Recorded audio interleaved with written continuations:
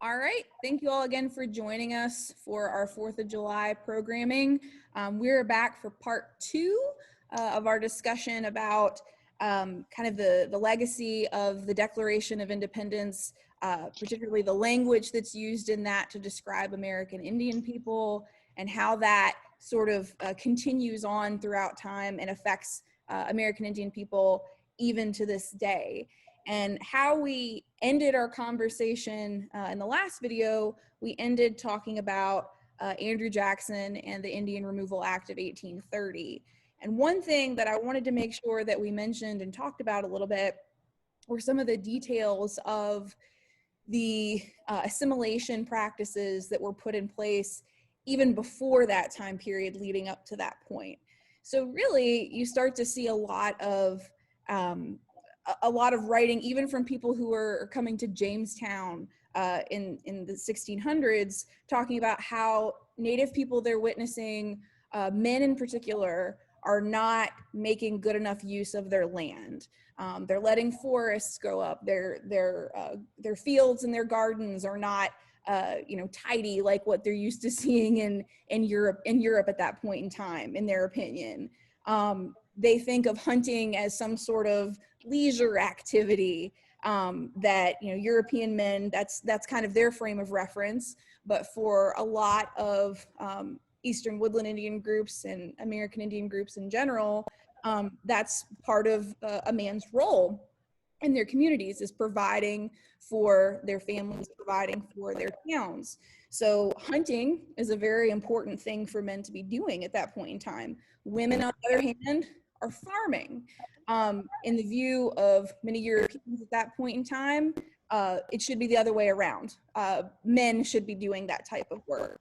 So that sort of language and attitude towards what they think of as men's work kind of follows even into the late 18th and early 19th century.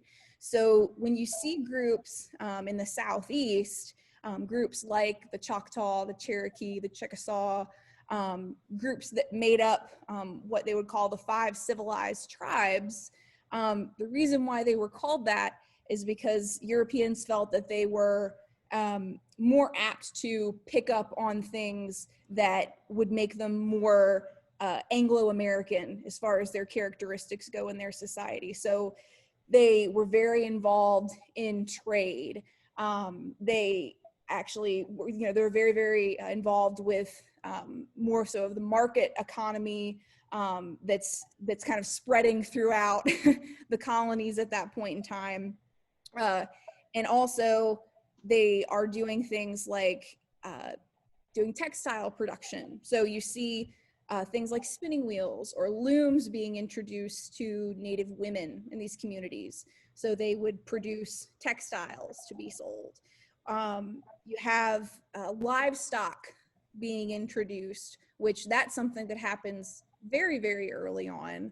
But that's another one of those things where Europeans viewed animal husbandry, raising animals, as a marker of being civilized, which of course the relationship that American Indian people have with animals is very different from Europeans, because they're largely not keeping domesticated animals until after Europeans show up. So Vicki, would you like to talk a little bit about some of those policies, as far as, especially you were mentioning keeping livestock? Is that something that Right. you'd like to comment on?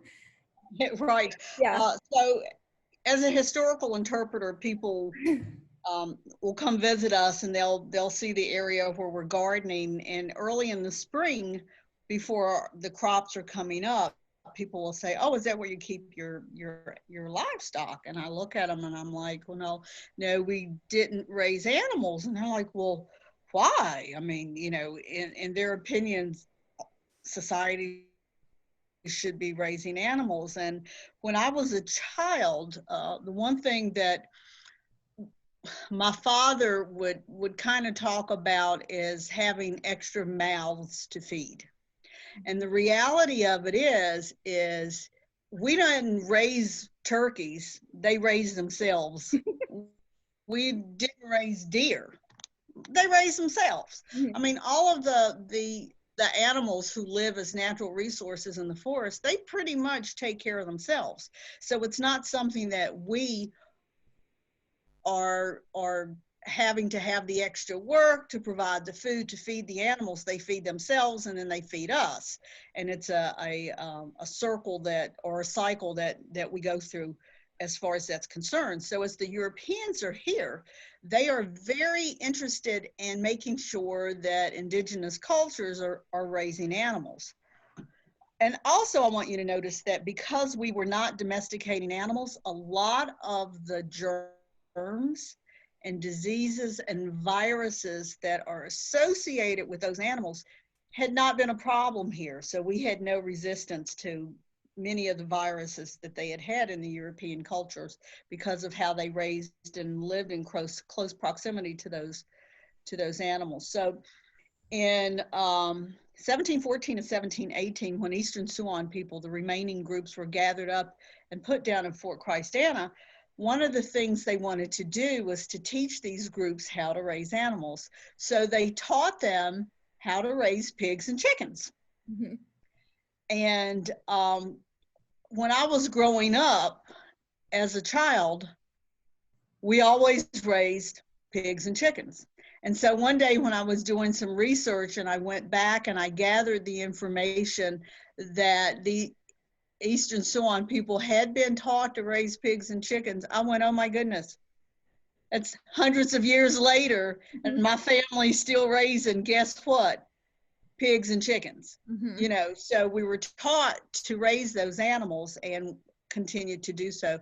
The gardening too, and even though within the European perspective that it was mainly men's work, they would do a lot of the work with the gardens, and in the native groups, women did a lot of the gardens. In my family, the women were still doing gardens, but the one thing that I noticed when we have our gardens out, like down at the exhibit, I let all the wild edibles grow, you know, your chinnopods and your amaranth and your yellow sorrels, and all of these things are growing within the gardens. And I've had visitors who come to me and go, oh, do Indians usually leave all those weeds in their garden? And then I laugh and I say, oh, those aren't weeds, that's food. And so the difference is when we are having a high reliance upon natural things to help feed us, they are not weeds to us, they're food sources to us. But the Europeans didn't see it that way, so their expectation that these gardens would be, you know, the weeds are all picked and they're, you know, manicured and all these kinds of things, not necessarily. So there's a difference in the culture and how we as Native people were seeing food and food sources, and how the Europeans are seeing foods and food sources. And so you will start to see, as the assimilation process moves through, that more Native people are now raising pigs and chickens and even having horses, mm-hmm. and eventually cows.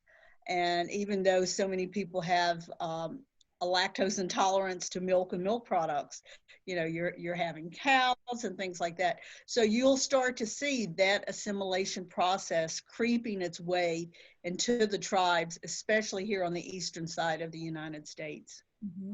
Misty, did you want to talk about some of briefly, like the Dawes Act part there?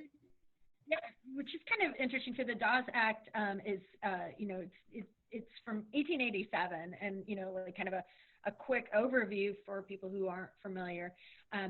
That's actually ending the reservation system. So, like, you know, what Vicki was talking about earlier is like this early, you know, removal that we see starting. You know, Virginia has two of the oldest reservations in the country, dating to the 17th century, and even, you know, many others besides the Mattaponi and the Pamunkey reservations.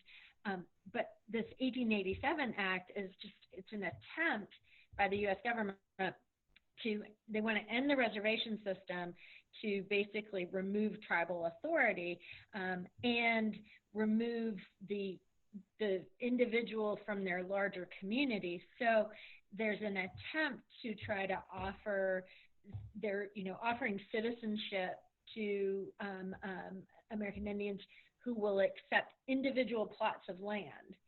Mm-hmm. And so basically they're like removing people because they couldn't civilize them, putting them on a reservation, and then later taking away that land again to try to get them more assimilated, as American citizens.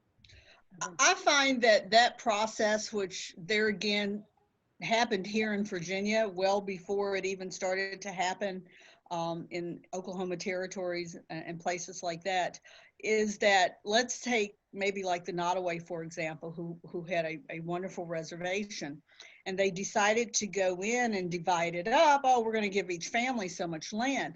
The one thing that they learned through that process is if you sell land to non-native people in the interior parts of what had been reservation systems, you will break up the continuity of the culture of the people who are living there. And so we see that, and I could be wrong on the dates, maybe like 1813 or something like that, you're starting to see some of that happen to some of the reservations here.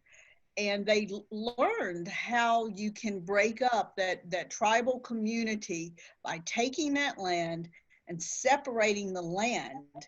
And the other thing is, once you can reduce the land to individual land ownership, then people who are falling on hard times can now sell that land. And so the protections that would be afforded for keeping land whole is now lost. And so you'll see some of those. Now, when you mentioned earlier, like removals and Dawes Act and things like that, I had an ancestor who was removed during the removal period.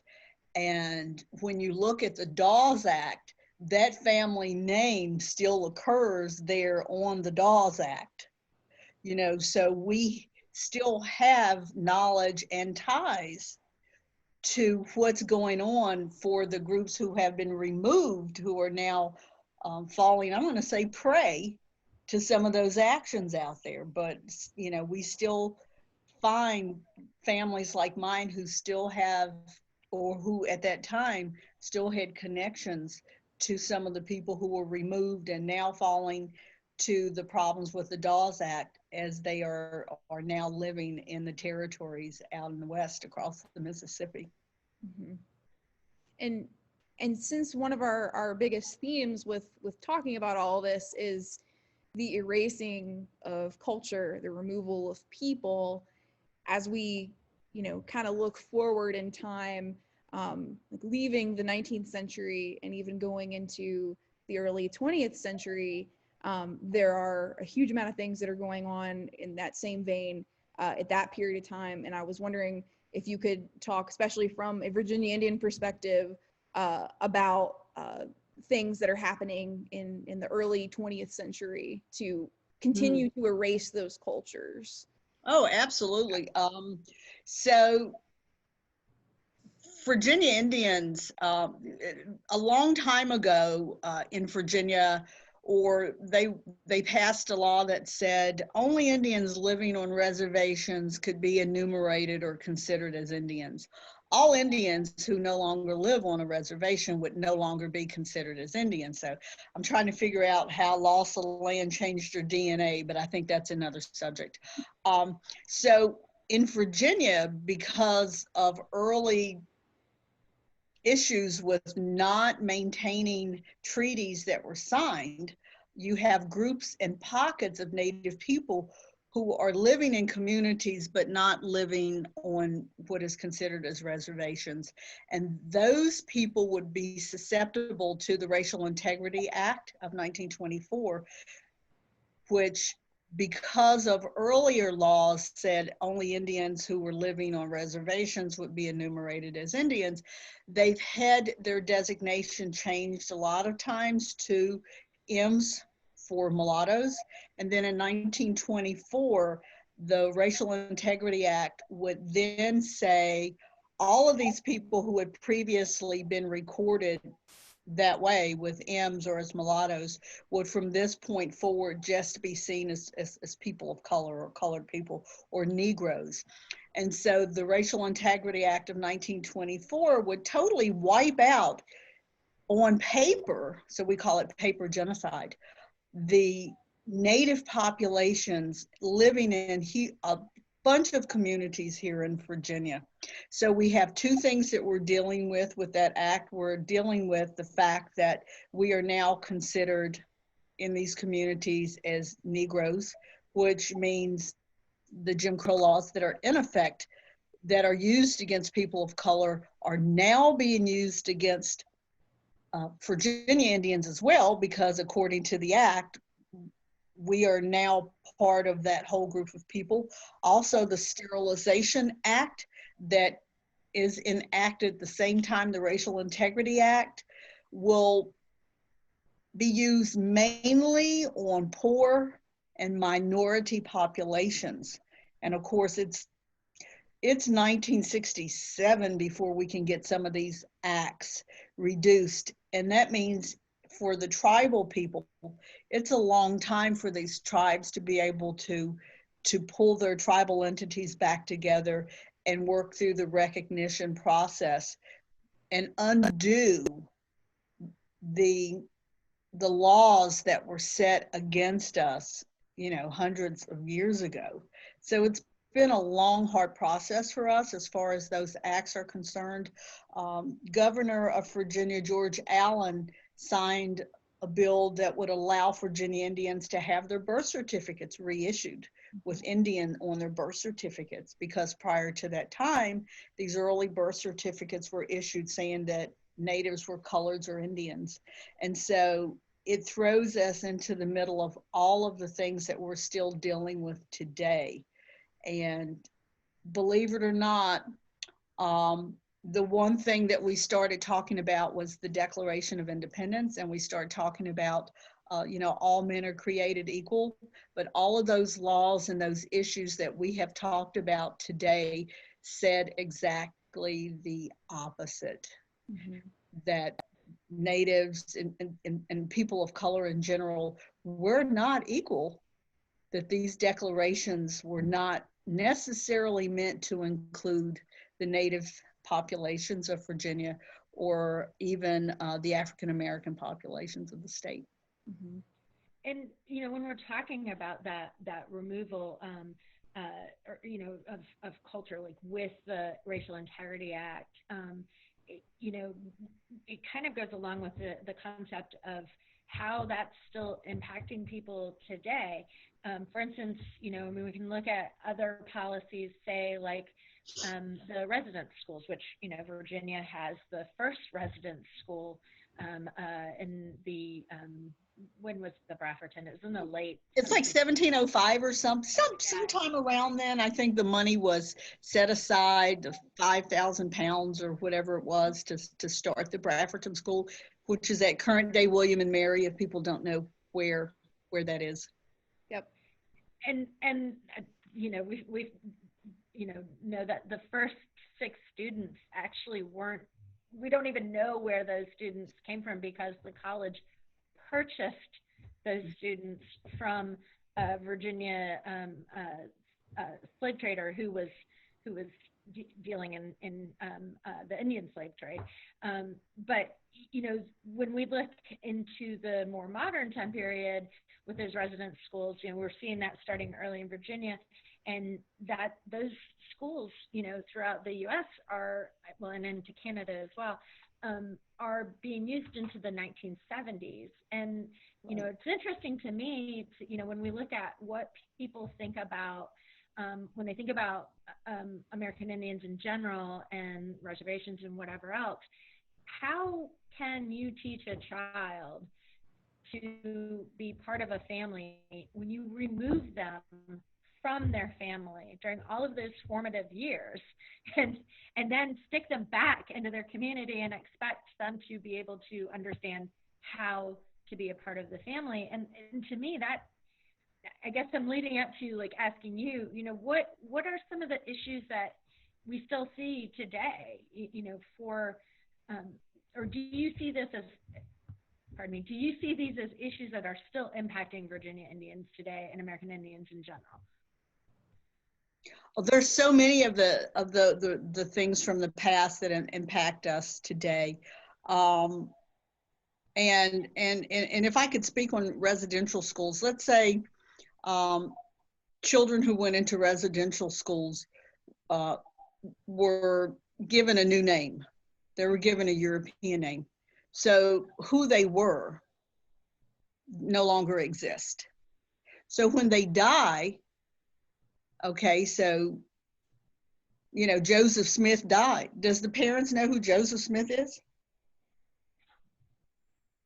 No.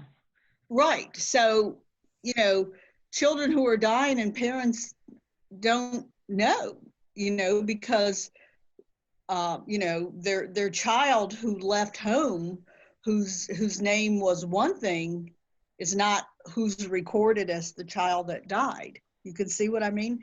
The other thing is that we already know when children are taken away during their formative years, how it affects their emotional growth.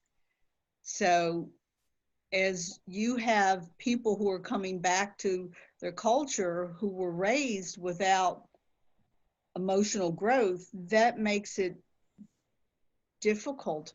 But I think too, you have so many people who were raised away from their culture, and that was the whole point, to kill the culture, you know. And so even when you look at us as Virginia Indians, for all of these years, assimilation, George Washington said it, you know, if they're going to make it, they've got to be assimilated, you know, that whole let's assimilate.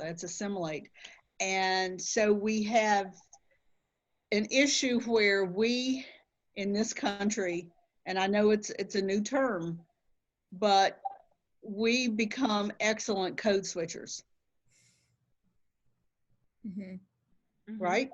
So I can go to school and learn to read and write and do all of those things, but when I am in that particular place, then I have to act a certain way and speak a certain way. Now, when I get back to my family, then I can act another way and be another way. And so within a lot of these communities, minority communities, you have to be able to do that, because within our culture, it's not necessarily accepted by the dominant culture. So we have to be able to switch and go into the dominant culture and work in those places. And then we also sometimes have to switch when we come back, because we're within our own culture or our own groups or our own friends. And so it's one of those things that people just do not think about. And the goal was to have us assimilated so there is no switching. So that would be who we were all the time. And we would never be able to switch back to culturally who we were. And I hope that kind of sheds a little bit of light on that question you asked me. And I was going to ask too, kind of sort of wrapping up the conversation and kind of reflecting on everything that we've already talked about.